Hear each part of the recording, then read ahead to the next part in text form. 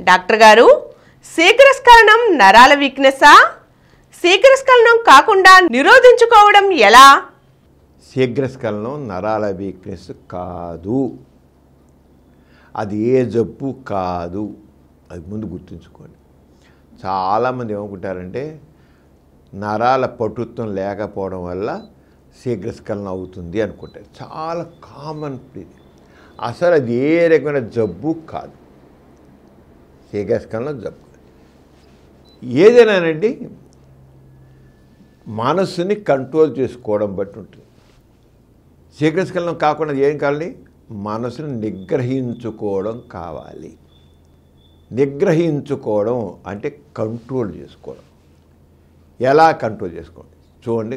కొంతమందికి ఇట్టే కోపం వస్తుంది, అందరికీ కోపం వస్తుంది, మీకు వస్తుంది, నాకు కోపం వస్తుంది. కానీ మనం కోపం వచ్చిన ఇంటర్పర్సనల్ రిలేషన్స్లో మన కోపాన్ని రాగాన్ని వ్యక్తపరిచామనుకోండి, మానవ సంబంధాలు దెబ్బతింటాయి.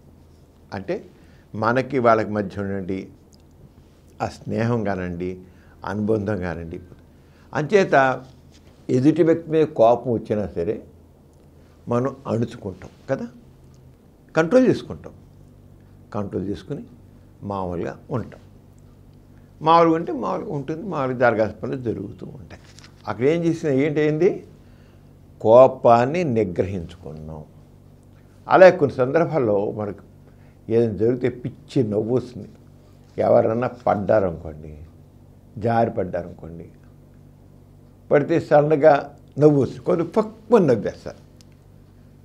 రెండో వాళ్ళు పెద్ద మనిషి అనుకోండి, వీళ్ళు నవ్వితే కోపం వస్తుంది.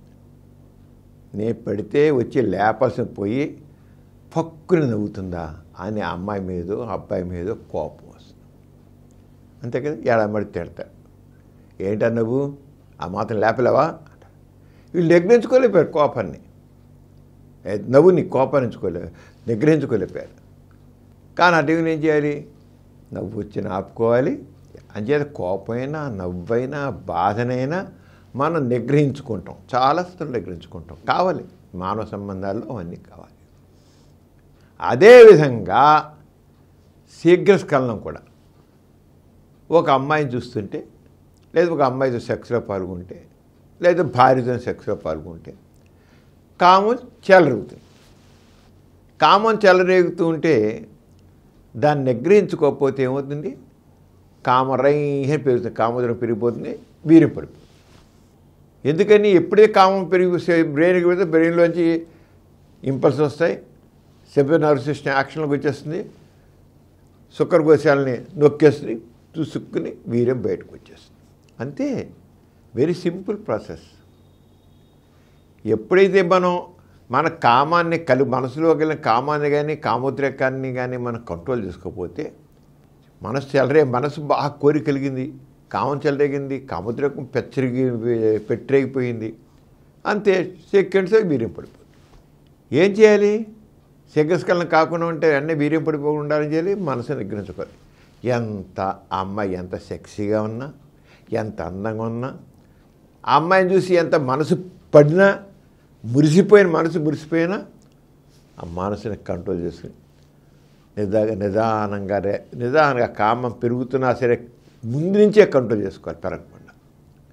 అప్పుడు శీఘ్రస్ఖలనం నిరోధింపబడుతుంది. ఇక నరాల బలహీనత, కోపాన్ని ఎలా కంట్రోల్ చేసుకున్నారో, బాధను ఎలా కంట్రోల్ చేసుకున్నారో, నవ్వుని ఎలా కంట్రోల్ చేసుకున్నారో ఆ రంగానే వీర్యం పడకుండా. అంటే వీర్యం ఎందుకు పడిపోయింది? కామం చెలరేగింది కనుక స్పీడ్గా. అంతే, దాన్ని కంట్రోల్ చేసుకోవాలి. అది చేత కాదు. మనిషికి దానిలో కోరిక కలిగింది, వాడు వేస్తాడు, కళ్ళెం లేని గుర్రంలాగా వదిలేస్తాడు. కళ్ళెం గుర్రం ఏం చేస్తుందంటే గంతులు వేస్తాడు, పరుగులు తీస్తుంది. గుర్రం పరుగులు తీస్తుంది, మీరు గుర్రం ఎక్కి చల్ అనగా రైహెల్ అయిపోతుంది. కానీ మీకు కళ్ళెం లాగుతుంటే అది అవుతుంది. ఆ రకమైన మనసు కూడా కళ్ళెం వేయాలి. అది మనకి అలవాటు చేసుకోవాలి. ఏ రకమైన కోపాన్ని కంట్రోల్ చేసుకుంటారో ఆ రంగానే శీఘ్రస్ఖలనం కాకుండా మనసు ఉద్రేకపడకుండా పడుతున్న దాన్ని అలా అలా అలా గుర్రాన్ని కళ్ళెం ఇలా లాగి పట్టుకుంటారు. ఆ రంగాన్ని ఆపుకోవాలి. దీనికి ఎక్కడ మొదలవుతుందంటే యుక్త వయసు వచ్చి హస్తప్రయం చేస్తుంటారు. హస్తప్రయం చేసినప్పుడు వాడి మనసులో కోరికలు కానీ దళ అంటాడు, నిమిషంలో వీర్యం పడిపోతుంది.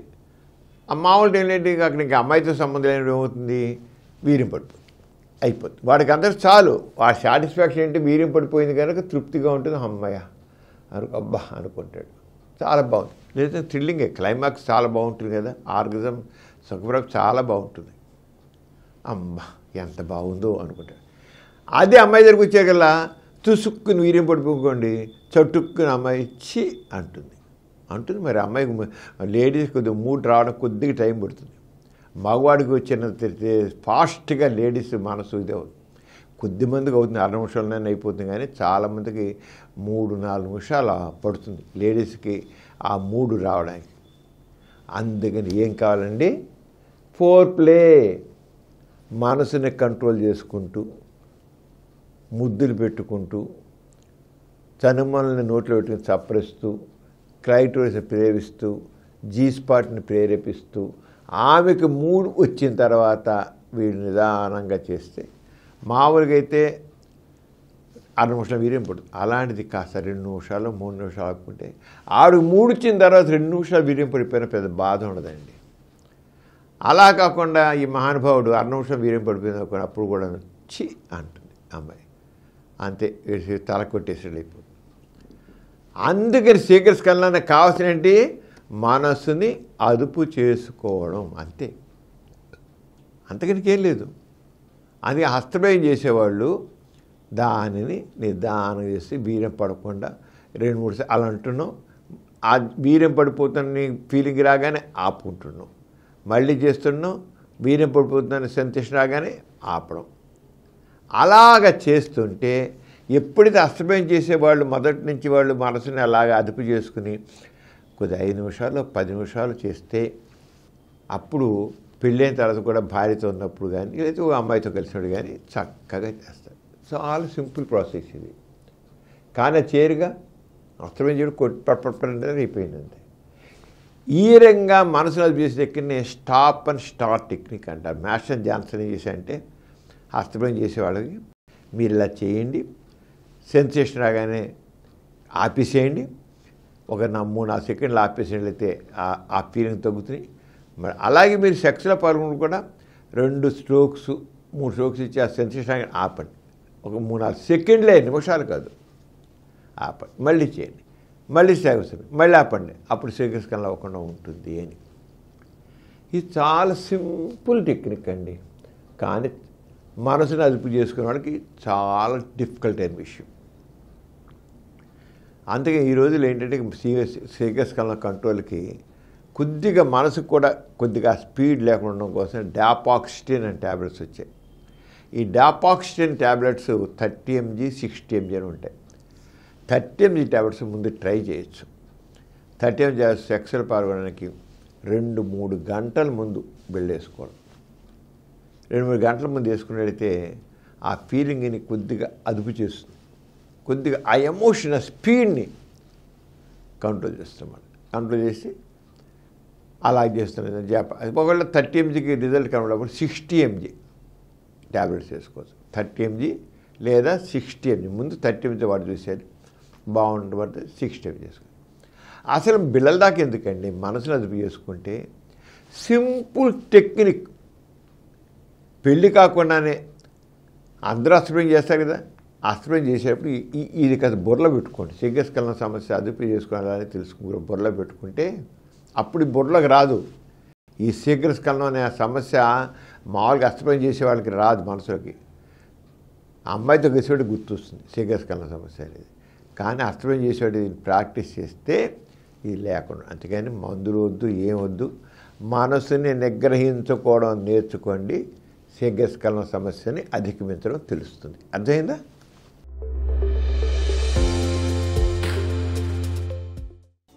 ఈ కార్యక్రమం మీకు ఎంతో నచ్చింది కదా. ఇటువంటి మరిన్ని వీడియోల కోసం అనతి కాలంలోనే 20 కోట్ల వ్యూస్ సాధించిన డాక్టర్ సమరం మల్టీ ఛానల్ నెట్వర్క్ సమర్పించు డాక్టర్ సమరం ఛానల్ కు సబ్స్క్రైబ్ చేయండి, లైక్ చేయండి, మీ ఫ్రెండ్స్కి షేర్ చేయండి. అలాగే ప్రక్కనున్న గంట సింబల్ని ప్రెస్ చేయడం మర్చిపోకండి.